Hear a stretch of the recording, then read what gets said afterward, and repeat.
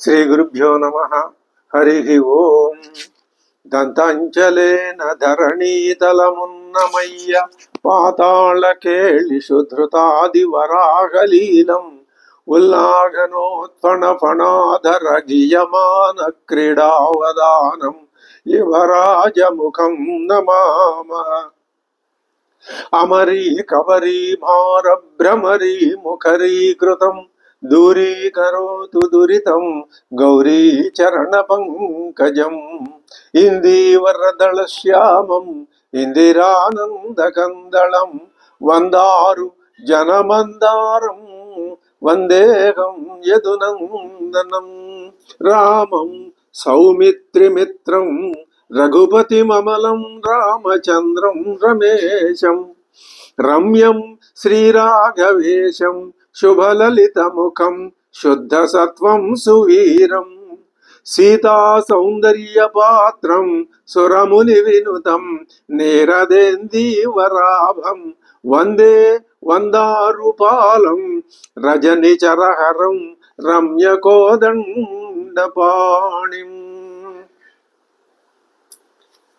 వాల్మీకి మహర్షి నారద మహర్షిని తన మనస్సులో ఉన్నటువంటి ఆ పరమ పురుషుని యొక్క తత్వం ఏమిటో, ఆ పరమ పురుషుడు ఇప్పుడు ఈ భూమిలో ఈ లోకంలో ఉన్నాడా అని ఒక సందేహాన్ని నారద మహర్షిని అడిగాడు. ఆయన సమాధానం చెప్పాడు. ఏమని చెప్పాడు అంటే,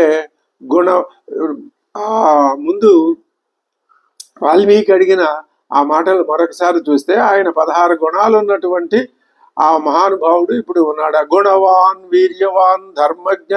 మొట్టమొదట గుణవాన్ అంటే గుణములు కలవాడు ఆయన ఉన్నాడా. గుణం అంటే శీలం అనే అర్థం.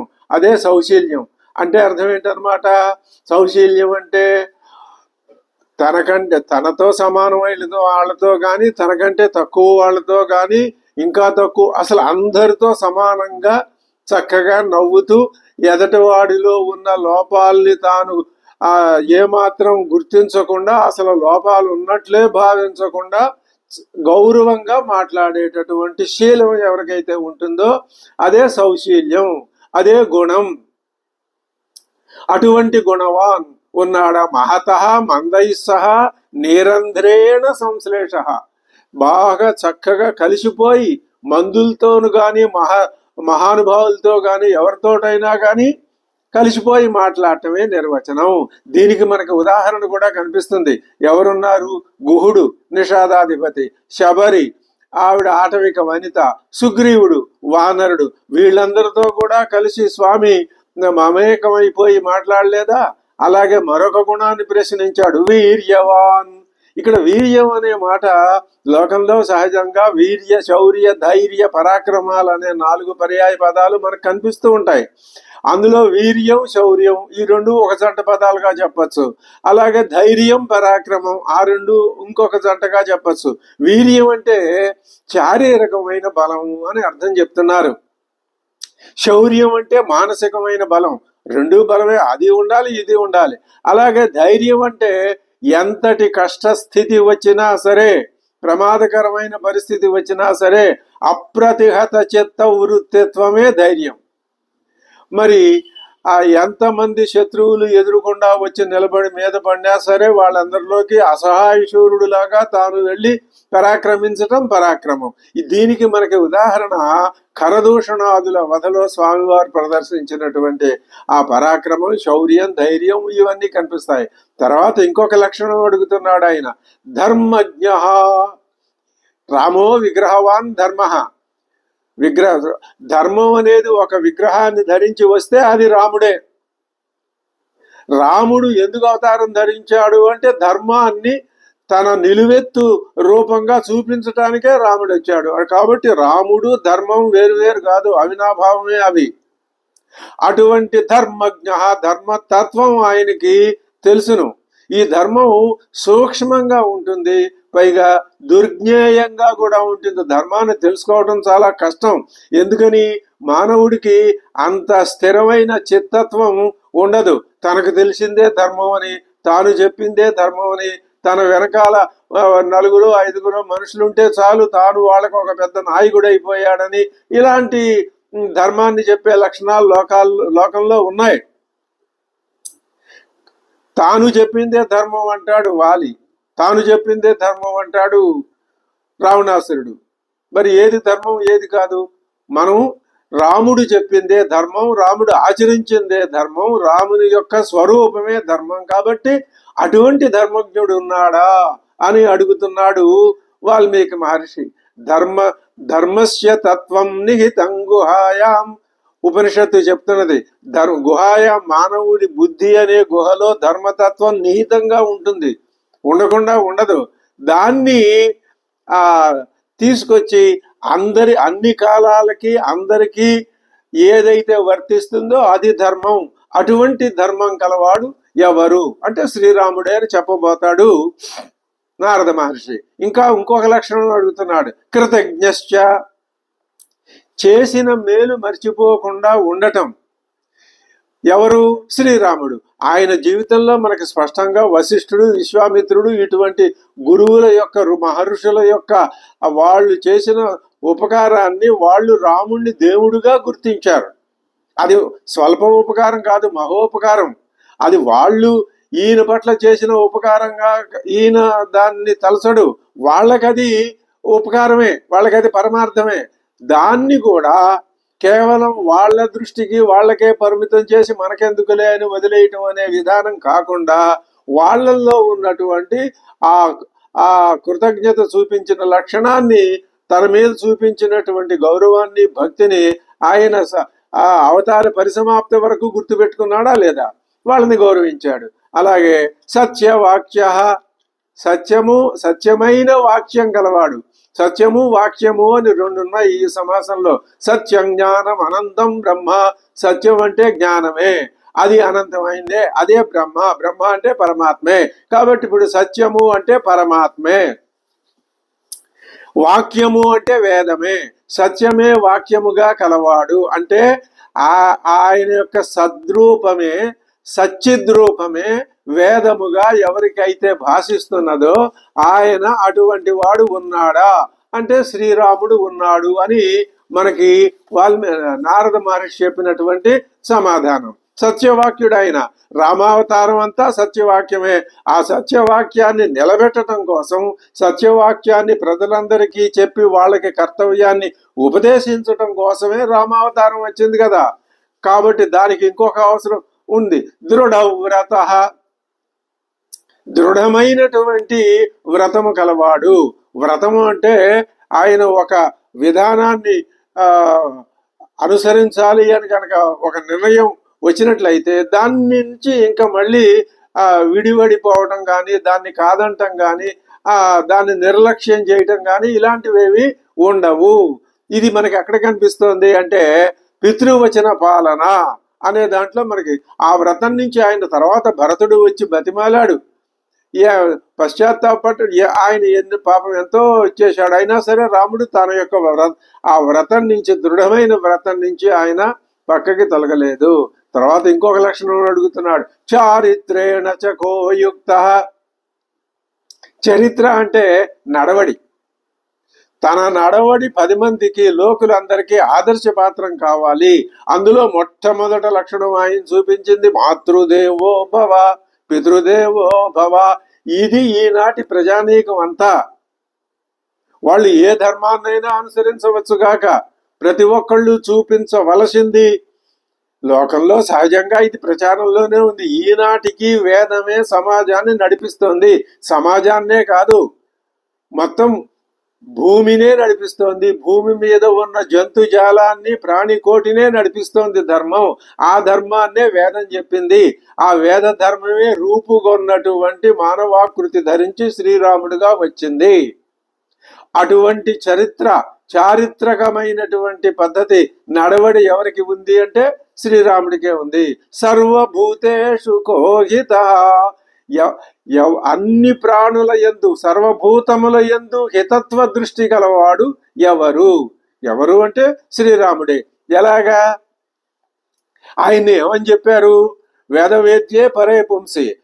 వేదం చెప్పినటువంటి పరమ పురుషుడు ఈయనే కదా. మరి ఆ వేదమే ఏం చెప్పింది?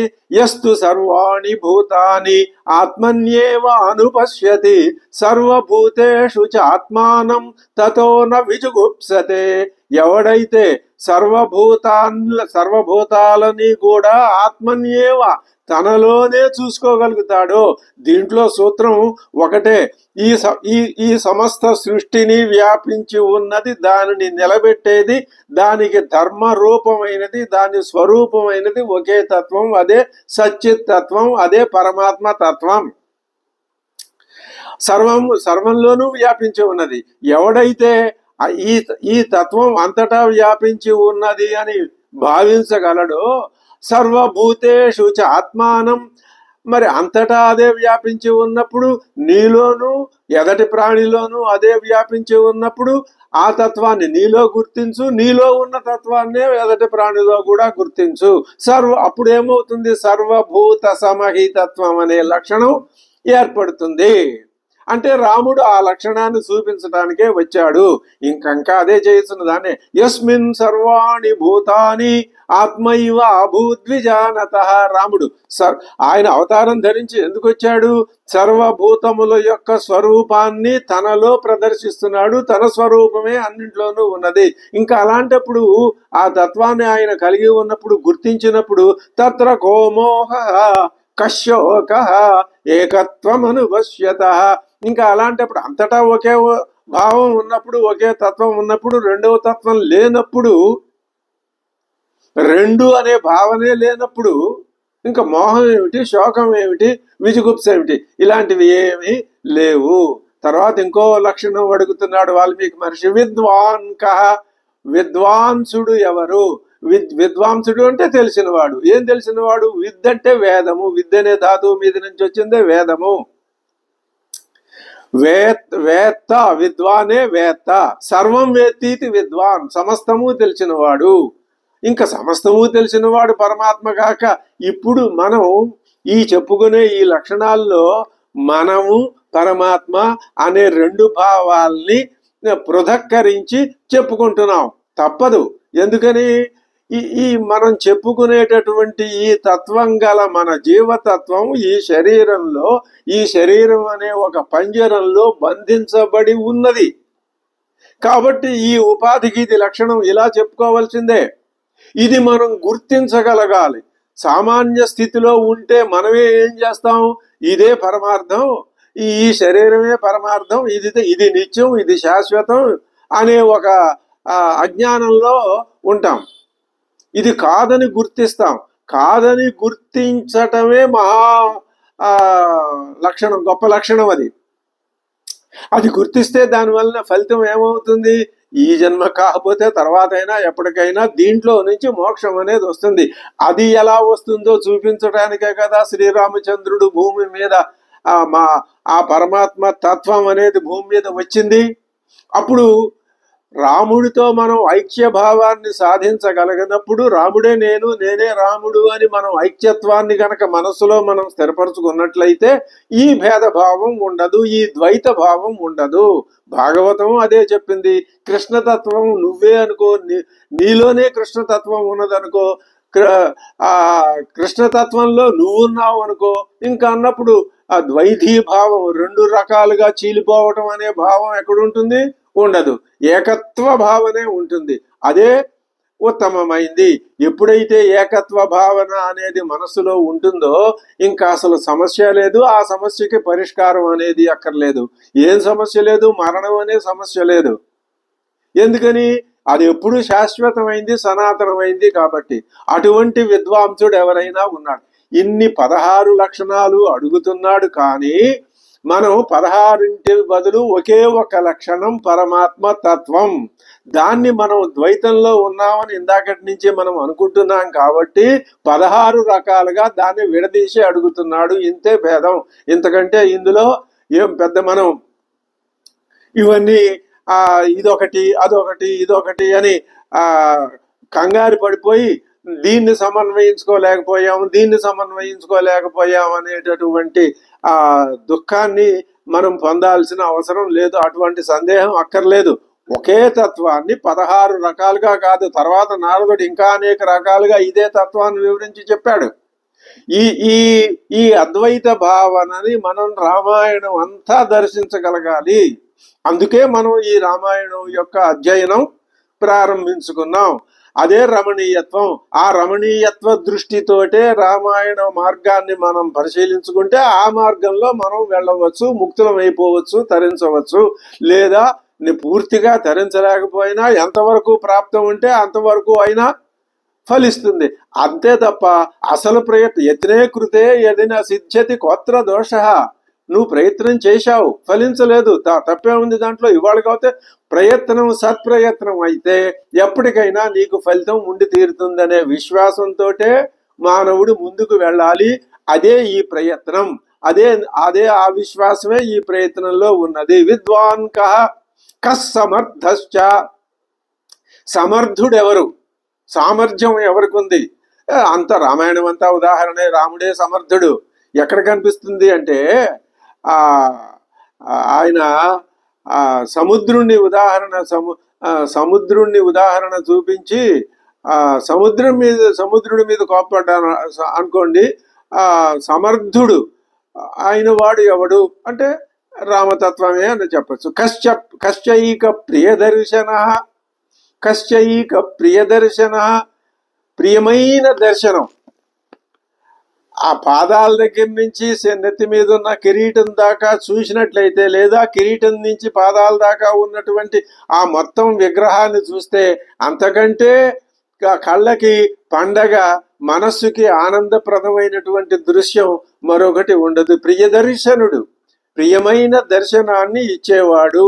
అందుకనే శ్రీరాముడి విగ్రహాల్ని దేవాలయాల్లో సర్వాంగ సుందరంగా తీర్చిదిద్దుతాము. అది ప్రతినిత్యము వెళ్ళి మనం ఆ రామ విగ్రహాన్ని, పక్కన సీతమ్మ వారిని, ఇటు పక్క లక్ష్మణుణ్ణి, పాదాల దగ్గర ఆంజనేయ స్వామిని, ఇంకా ఆ రామ పరివారాన్ని అంతటిని ఉంచినటువంటి ఆ ఆలయాన్ని మనం సందర్శిస్తే మొట్టమొదట మనం చూడంగానే మనకు కనిపించేది శ్రీరాముని విగ్రహం. ప్రియ దర్శన, ప్రియమైన దర్శనం గలవాడు. పుంసాం మోహన రూపాయ పుణ్యశ్లోకాయ మంగళం అని కదా నానుడి. కాబట్టి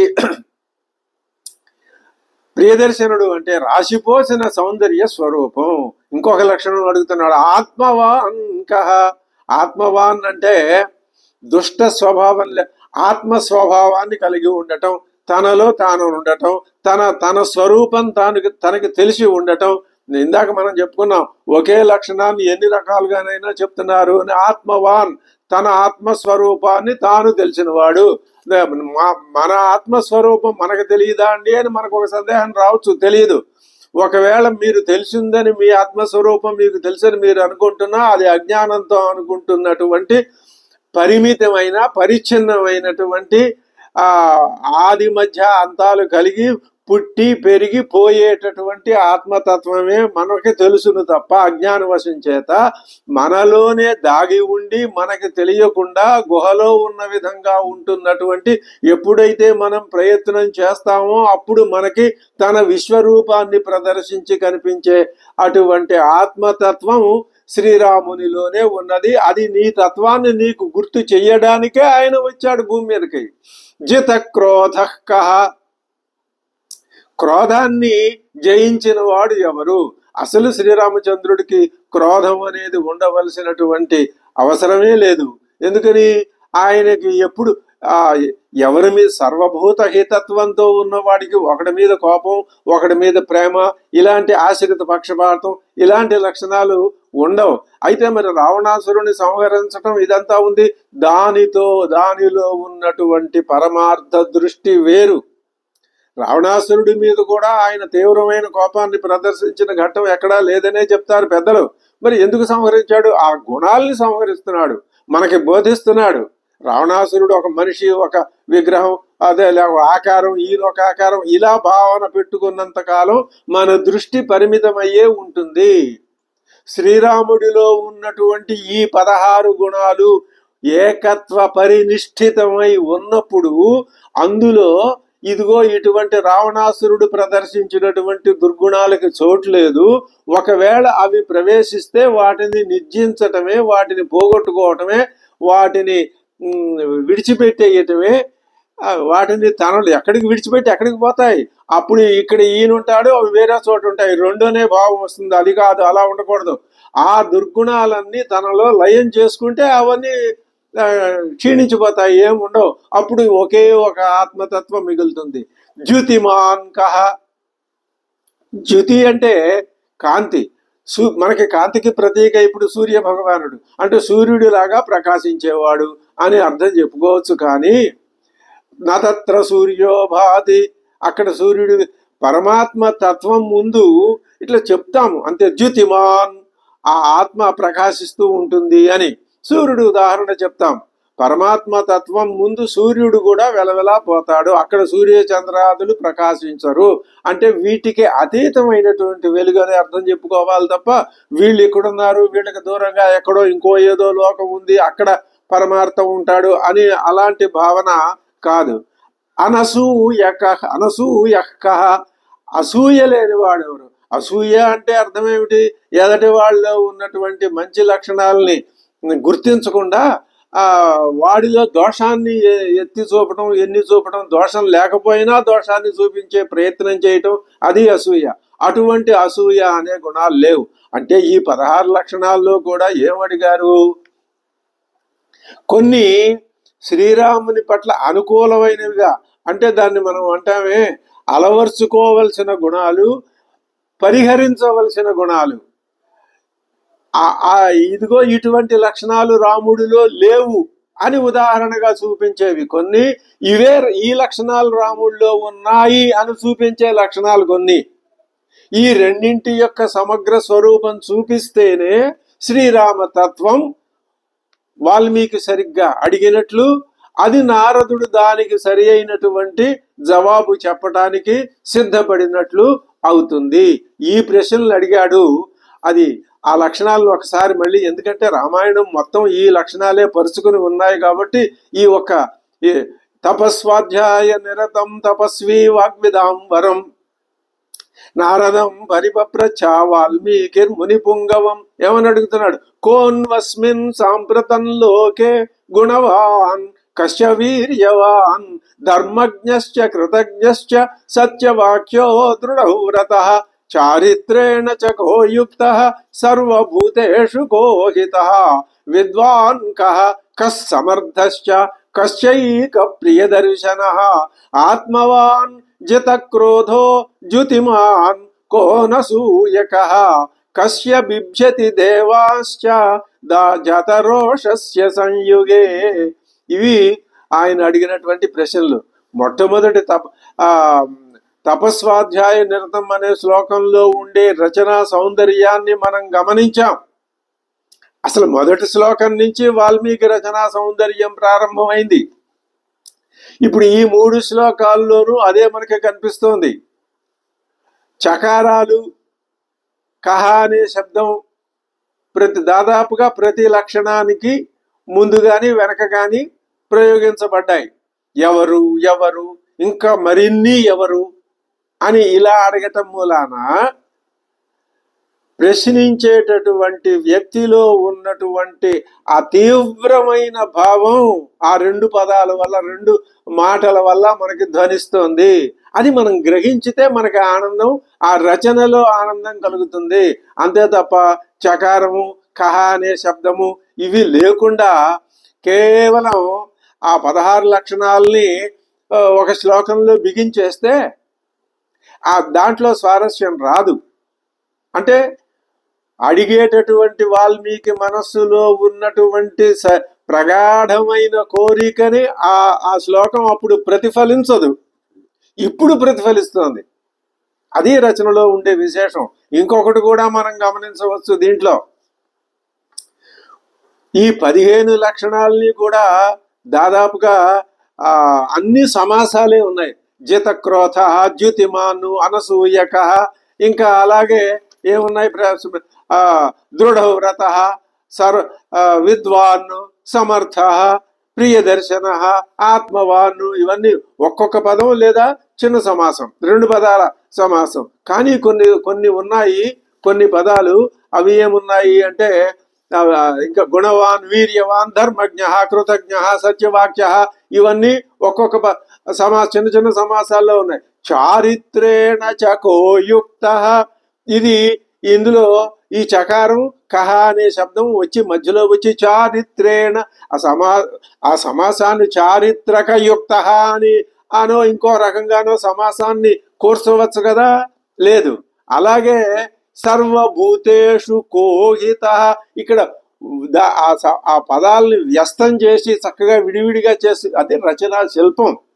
అక్కడ ఒక్కొక్క సమాసాన్ని చిన్న 2 మాటల సమాసాన్ని అవే 2 మాటల్ని ఇక్కడ విడదీసి చూపించటం, అది వాల్మీకి యొక్క రచనా సామర్థ్యం. అదే మహాకవి విశ్వనాథ సత్యనారాయణ వారు కవి సమ్రాటులు ఏమన్నారు, ఈ సంసారము వాల్మీకి భాషా సంక్రాంత రుణంబు ఎన్ని జన్మలకైనా తీర్చగలదా, ఇక్కడి నుంచి పట్టాభిషేకం జరిగేదాకా మనకి అదృష్టం ఉంటే ఆ సౌందర్యాన్ని మనం అది ఉన్న చోటల్లా దాన్ని మనం ఆస్వాదించవచ్చు, ఆస్వాదించాలి కూడా.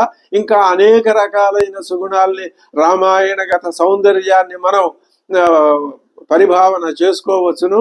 సర్వభూతేషు కోహిత, అట్లాగే కశ్చైక ప్రియదర్శన ఆత్మవాన్, ఆఖరి దాంట్లో కశ్య బిభ్యతి దేవాశ్చ జాతరోషస్య సంయుగే, వీళ్ళు జాతరోషస్య సంయుగే, మొత్తం సమాసం ఒక శ్లోకపాదం అంతా ఈ గుణానికి పెట్టాడు.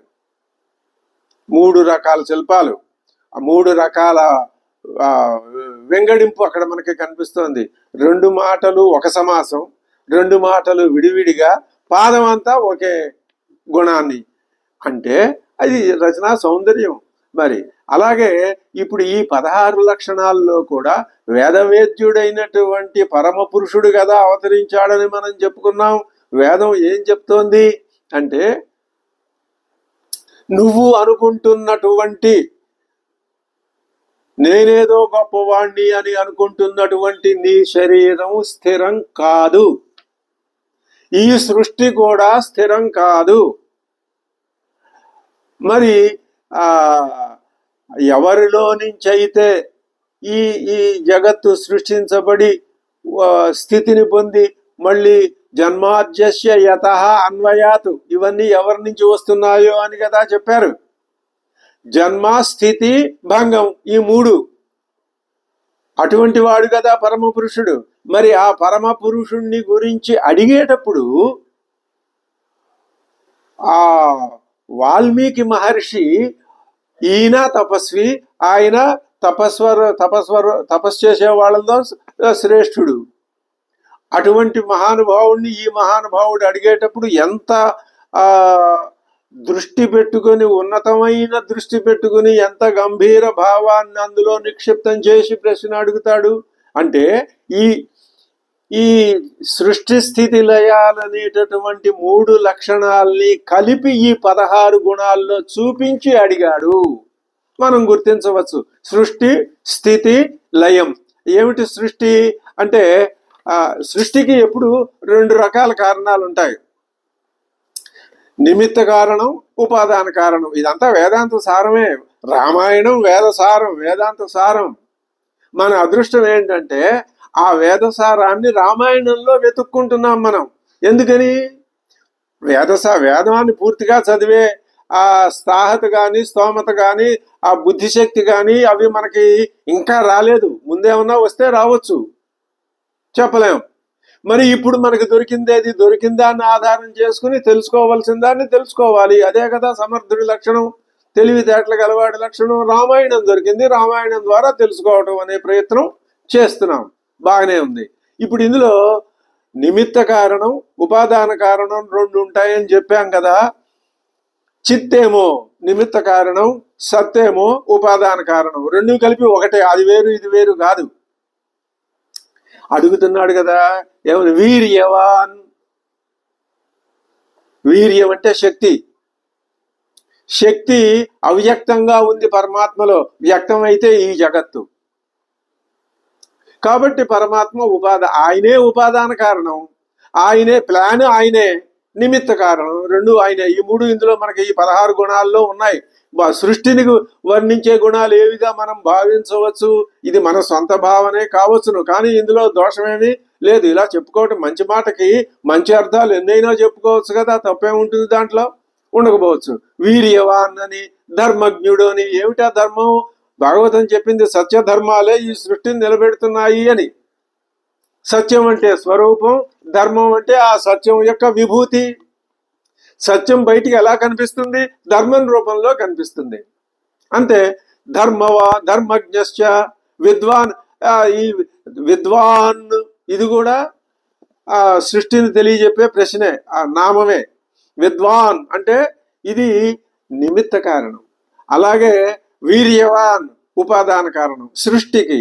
అలాగే సత్యవాక్య సర్వభూతేషు కోహిత, ఇవన్నీ కూడా సృష్టిని కలిగించే ఆ లక్షణాలు ఉంటేనే గాని సృష్టి ఆ పరమాత్మలో నుంచి బయటికి రాదు. ద్యుతిమాన్, ఆత్మవాన్, ఇవన్నీ సృష్టిని తెలియజెప్పే కారణాలే.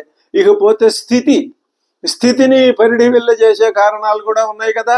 అవేమిటి? గుణవాన్, సకల కళ్యాణ గుణాభిరాముడు. ఆ కళ్యాణ గుణాలని మనం కూడా అవసరం వస్తే ప్రదర్శించితే అదే ఆనందం మనకు కలుగుతుంది. అది స్థితికి, అంటే మన జీవిత స్థితికే మనకి కారణం కావచ్చు. గుణవాన్ కృతజ్ఞశ్చ దృఢవ్రత చారిత్రేణ చకోయుక్త. చరిత్ర ఉంటేనే నీ జీవితానికి నువ్వు జీవించినంత కాలం విలువ, లేకపోతే చెడ్డ పేరే రావణాసురుడిలాగా. ఇంతే సందేశం. ఇకపోతే సృష్టిని తెలియజేసే లక్షణాలు ఉన్నాయి ఈ 16 గుణాల్లో. అలాగే స్థితిని తెలియజేసే లక్షణాలు ఉన్నాయి, లయాన్ని తెలియజేసే లక్షణం కూడా ఒకటి ఉన్నది. అది ఏమి అంటే కస్య బిభ్యతి దేవాశ్చ జాతరోషస్య సంయుగే. సంయుగం అంటే శ్రీరామచంద్రుడు వెళ్ళటం, పరమాత్మ వచ్చి ఎవరి మీద యుద్ధం చేస్తాడండి? రావణాసురుడు ఆయనకి, వాడు పూర్వజన్మలో ఆయనకి భక్తుడే కదా, ఆయన దగ్గరే ఉన్నాడు కదా, అంటే ఆయన ప్రదర్శించిన లక్షణమే కదా. సముద్రం ఉంది, ఈ తరంగాల్లో ఒక తరంగం ఆయనకి ఇష్టం, ఆ సముద్రుడికి మరొక తరంగం సముద్రుడికి ఇష్టం లేదనే భావం ఉంటుందా? ఉండదు. మనం ఆ భేద దృష్టితో చూడకూడదు. ఆ పరమాత్మ ఎవరి మీద, పరమాత్మ తాను నిశ్చలంగా ఎప్పుడు ఎలా ఉన్నాడో అప్పుడు అలాగే ఉంటాడు. అయితే ఇది కథ ప్రతీక. కథ ఏం చేస్తుంది? నీకు నచ్చే విధంగా నీలో ఉన్న దుష్టత్వాన్ని పోగొట్టి ఆ సజ్జనత్వాన్ని, సత్పురుషత్వాన్ని నీలో నిక్షేపించటమే కథ యొక్క లక్షణం. అలాంటి కథలే నిలుస్తాయి తప్ప మిగిలిన కథలు దుష్టభావాల్ని ప్రేరేపించే కథలకి మనుగడ ఉండదు. అవి పుడతాయి, పోతూ ఉంటాయి, అది వేరే. ఈ విధంగా వాల్మీకి అడిగిన ప్రశ్నల్లో భావం ఇది ఎలాంటిది అంటే వేదాంతోదిత. గోవిందరాజాచార్యుల వారు చెప్తున్నారు, వేదాంతోదిత జగత్ కారణత్వ, సర్వజ్ఞత్వ, శక్తిత్వ, సర్వాంతర్యామిత్వ, ప్రముఖ సమస్త కళ్యాణ గుణ ఆకరుడు విష్ణువా లేక బ్రహ్మరుద్రాదుల్లో ఒకడా? బ్రహ్మరుద్రాదులు అన్నప్పుడు ఇవన్నీ ఆ విష్ణువు యొక్క విభూతి లక్షణాలు. ఒక్కొక్క సృష్టి చేసేటప్పుడు ఆయనే విష్ణువే బ్రహ్మ, లయం చేసుకునేటప్పుడు ఆయనే రుద్రుడు, స్థితిని కల్పించేటప్పుడు ఆయనే శ్రీరాముడు, శ్రీకృష్ణుడు, లేకపోతే శ్రీ మహావిష్ణువు ఆ పరమాత్మే. కాబట్టి ఇందులో విభూతి రూపంలోకి వచ్చి అవతారాన్ని ధరించి కనిపిస్తూ ఉన్నప్పుడు ఆ విష్ణువే ఇదంతా చేస్తున్నాడు. ఇప్పుడు నారదుడు ఏం సమాధానం చెప్తాడు దీనికి? విష్ణువేనయ్యా, అంతటా విష్ణు తత్వమే పరుచుకొని వ్యాపించి ఉన్నది కదా అని చెప్తాడు. అది ఇప్పుడు ఇవన్నీ నారదం పరిపప్రచ్ఛ, నారదుణ్ణి అడిగాడు. ఆ పరిపప్రచ్ఛ అనే దాంట్లోనే కహ అని అడగటంలోనే ఆ పరిపప్రచ్ఛత్వం మనకి స్పష్టంగా కనిపిస్తోంది. అన్ని సందేహాలు ఆయన అడిగినట్లే. ఇప్పుడు దీనికి ఈ ప్రశ్న ఎంత గంభీరంగా, ఎంత లోతుగా, ఎంత చక్కగా మనకి అనేక విషయాల్ని అందించటానికి సిద్ధంగా ఉందో, ఆ శ్రీరాముని యొక్క తత్వాన్ని మనకి కళ్ళ ఎదుట కనిపించే విధంగా నిలబెట్టడానికి సిద్ధంగా ఈ ప్రశ్నలు ఉన్నాయో, వీటికి జవాబు కూడా అంత చక్కగా ప్రారంభించాడు. జవాబు చెప్పటంతోటే రామాయణం యొక్క కథని సంక్షిప్తంగా చెప్పి తన యొక్క ఆదేశానుసారం, తన బ్రహ్మదేవుని ఆదేశానుసారం వచ్చి ఈ ఈ వాల్మీకి అడిగిన 16 గుణాలు కాక తాను తన మనసులో భావించే గుణాలు ఉన్నాయిగా. ఆయన కూడా మహాభక్తుడే కదా. నారదుడు అంటే సంచరించే విజ్ఞానము, సంచరించే వేదము. వాల్మీకి అంటే అక్కడ కూర్చుని ఆ విజ్ఞానాన్ని అంతటా వ్యాపింపజేసే తత్వము. వాల్మీకి తత్వం, నారద తత్వం. ఈ 2 తత్వాల యొక్క నిజమైన తత్వాన్ని మనం అర్థం చేసుకుంటే మనకు కలిగే ఆనందం దానికి పరిమితులు ఉండవు. నారద మహర్షి చెప్పిన జవాబు ఎలా ఉందో ఏమిటో మనం తర్వాత ఎపిసోడ్లో తెలుసుకుందాం. అంతవరకు స్వస్తి.